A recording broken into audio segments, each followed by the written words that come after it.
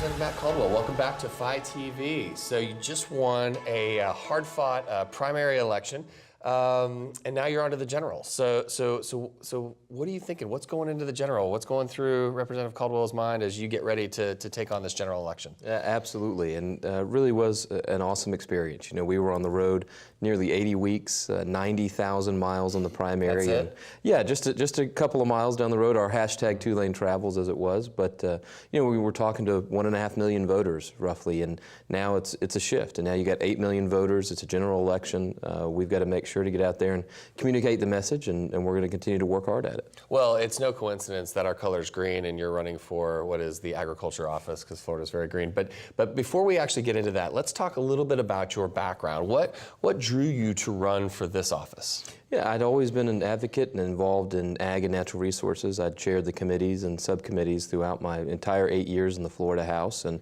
very, very passionate about the future of Florida and our natural resources. And great opportunity to work on water policy, to work on agricultural policy, still the #2 industry in our state.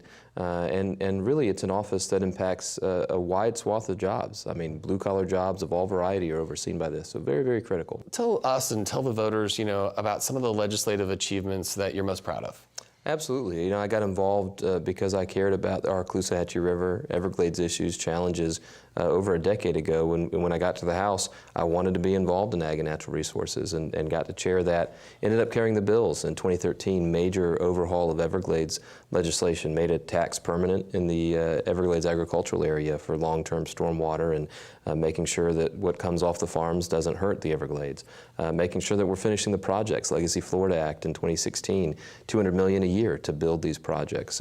That same year we did the statewide water bill, and really we worked 3 years on that project, and not only Everglades issues but Central Florida, you know, as Orlando continues to grow, making sure water supply is secure there, as well as our springs. You know, the great quote from my predecessor Adam Putnam is, if we weren't famous for amusement parks and we weren't famous for beaches, we'd be famous for springs. I mean, we've got the greatest bounty and blessing in the world. All right, so as you take on this role as a candidate, what are going to be your top priorities? I mean, what messages, what priorities are you communicating with the voters? Absolutely. Well, the top two, without a doubt, are jobs and water. And on the job side, you know, if it was just about agriculture, this would be the most impressive ag commissioner office in the country. You know, most states, you go to Iowa, the commissioner is worried about corn and soybeans and pigs, and whether or not there's corn dogs for the presidential candidates when they come to town. Right. We've got 300 different commodities, 4 different soil types, more than a half dozen climate zones. We've got nearly a dozen ports, so we're the hub for all of Central and South American produce, import and export business, a huge, huge profile in the ag sector. And then there's everything else, oil changes, auto repair, surveyors, security guards, pawn shops, dance studios. It's really empowered to oversee the blue-collar industries in our state, the small businesses that need to be treated right. You need to pay attention to health, safety, and welfare, but you need to make sure that you're continuing to expand that business climate that's made us the 17th largest economy in the world with $1 trillion GDP. And then water. Water is the lifeblood of the state. It's critical to agriculture. It's critical to our tourism and our natural resources. It's critical to continue to grow and not end up going down the wrong path like California has. Right. Well, let's talk about water, because, you know, for the casual observer, we look at our oceans, we look at the produce and the farms as we're driving across the state. It looks fine. But what is Florida's biggest challenge when it comes to water? Well, it's twofold. It's water supply and that continued growth. As I indicated, you know, California had a similar kind of decision to make in the late 70s, and I think they went the wrong way, and they didn't plan for the future.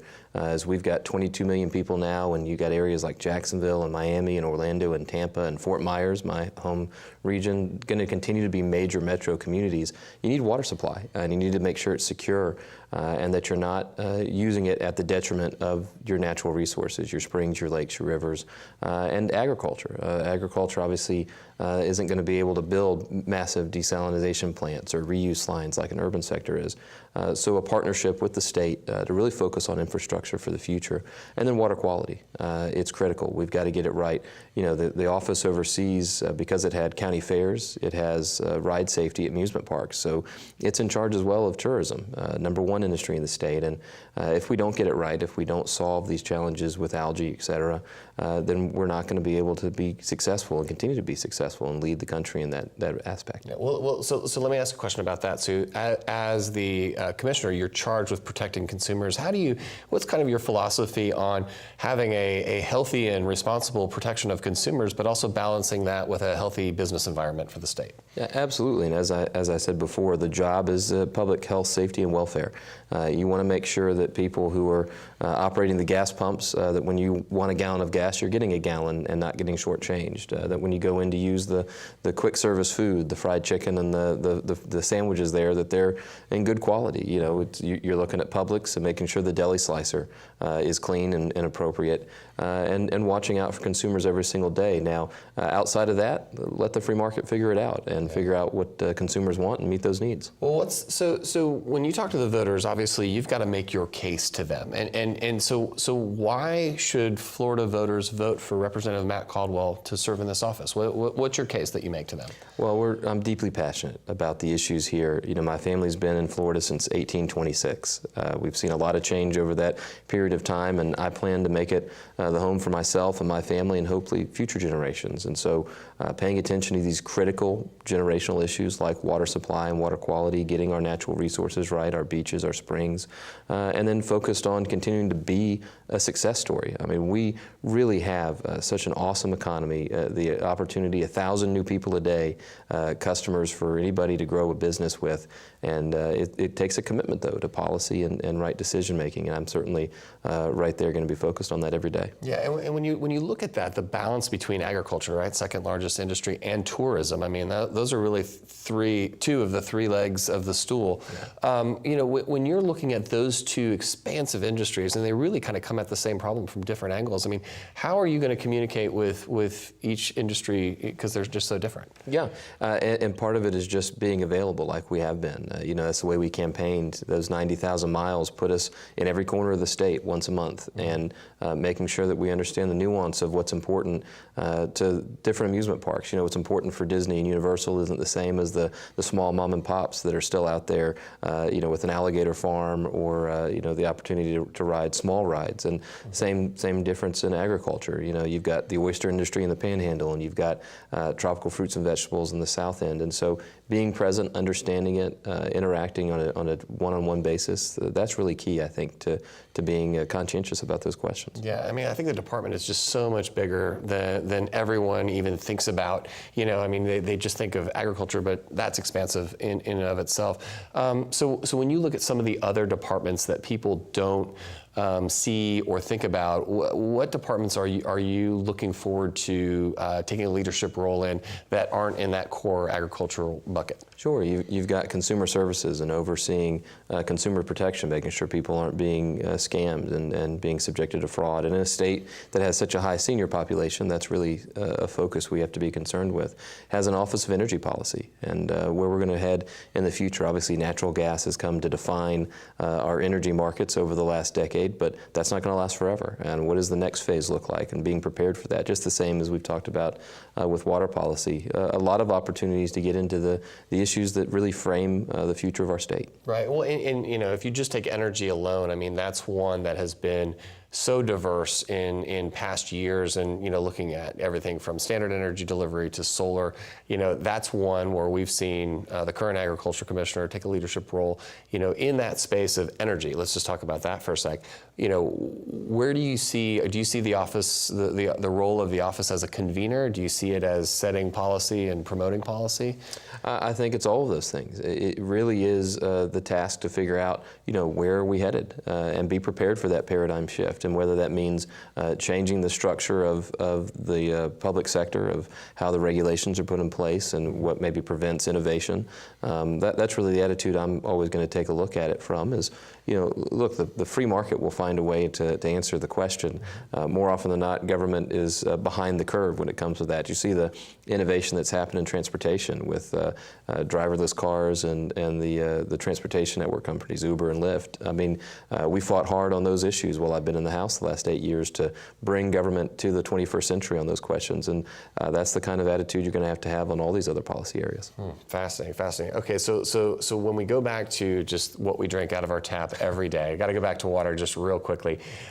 With the world of water, beyond tap, I mean, what innovations are you seeing as the future of Florida's water supply? Is it desal? Is it all of the above? Yeah, it really depends on the region. When you've got an old community like Miami-Dade, the pipes in the ground are 100 years old, they leak. They lose a lot of water just going from the plant to the faucet. That's a simple fix.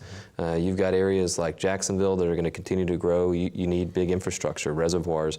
Desal is part of that, and reuse is a huge part of it. We dump a lot of water to tide every single day after it only gets used once or twice, and that's a resource we really should be tapping more and making use of. Right. All right, so you've traveled the state, you've seen all these people, you've seen all these facets that the office touch. What are one or two of those that either surprised you or you were just blown away by where we are? I mean, do you have one facet? It really was an awesome chance to get out there and meet people. We worked a bunch of different work days. People can visit the website and see some of those. The cut flower industry, its role in the economy. Most people don't realize you buy a bouquet at a store anywhere in the country. 90% of those flowers come through Miami International Airport. Right. 40,000 cases a day. Really, really a huge economic impact. And just that one little piece to realize how big that is, not only to Florida's economy, but the national economy.